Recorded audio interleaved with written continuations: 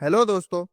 क्या आपने कभी सोचा है कि जब किसान अपना अनाज मंडी तक लेकर जाता है तो उस अनाज को तौलने, उठाने और सही जगह तक पहुंचाने में सबसे बड़ी भूमिका कौन निभाता है? जी हाँ, हमारे मेहनत कश मंडी के श्रमिक। लेकिन दुख की बात यह है कि इनकी मेहनत की कीमत अक्सर सिर्फ मजदूरी तक ही सीमित रह जाती है।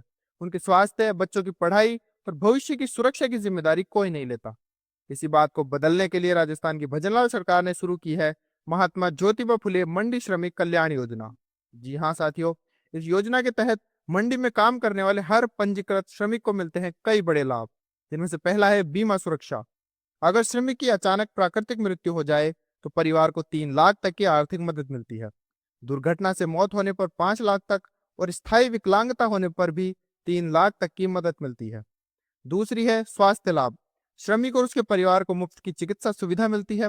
गंभीर बीमारी जैसे कैंसर, हार्ट अटैक, किडनी या लीवर फेलियर की स्थिति में भी 20,000 तक की आर्थिक सहायता मिलती है।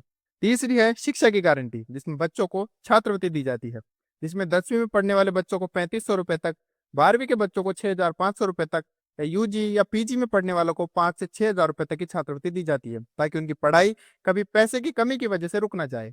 और भी ऐसे कई लाभ दिए जाते हैं। दोस्तों, इस योजना के तहत पिछले 1 साल में लगभग 2.40 करोड़ रुपए का श्रमिकों को लाभ मिल चुका है। इसके लिए आवेदन करना भी बिल्कुल आसान है। आप एसएसओ आईडी की सहायता से अप्लाई कर सकते हैं।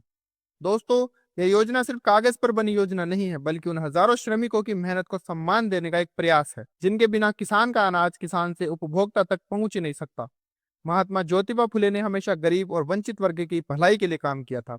उनकी सोच और सपनों को साकार करने के लिए ही राजस्थान सरकार द्वारा ही यह योजना लाई गई है। तो दोस्तों, ऐसी गवर्नमेंट की योजनाओं के बारे में अगर आप जानना चाहते हैं तो जुड़ जाइए हमारे साथ।